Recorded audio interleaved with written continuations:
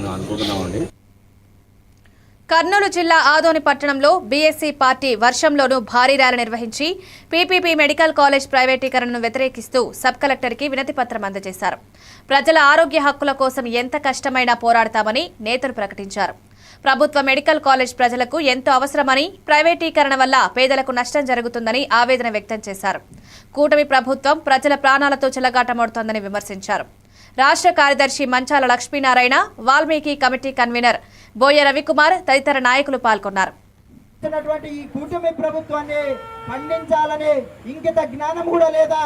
ఎవడో కడుతున్నాడు, వాడు మధ్యలో ఆపేసినాడు, మాకెందుకులే అని ప్రైవేట్ వాళ్ళకి ఇస్తున్నారు.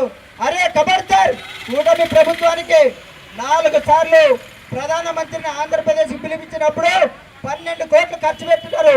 1200 కోట్లు ఖర్చు పెట్టినారు. సిగ్గు లేదా? ఎందుకంటే 5,000 కోట్లతోని అన్ని కాలేజీలు రన్ చేయొచ్చు. కానీ గూగుల్ సెంటర్కి మాత్రం, డేటా సెంటర్కి మీరు 22,000 కోట్లు ఖర్చు పెడుతున్నారు. అంటే పేద మధ్యతరగతి వాళ్ళ ఒక ఆశయాన్ని మీరు కాలరాస్తూ వాళ్ళ ఆరోగ్యాన్ని నాశనం చేస్తూ తీసుకునే నిర్ణయాలు ప్రజలు గమనిస్తున్నారు. రాబోయే రోజుల్లో బహుజనులంతా ఏకమై ఈ కూటమి ప్రభుత్వాన్ని తరిమి కొట్టాలని నేను విజ్ఞప్తి చేస్తున్నాను. నా పేరు గద్దెల లాజర్, నంద్యాల జిల్లా అధ్యక్షుడిని.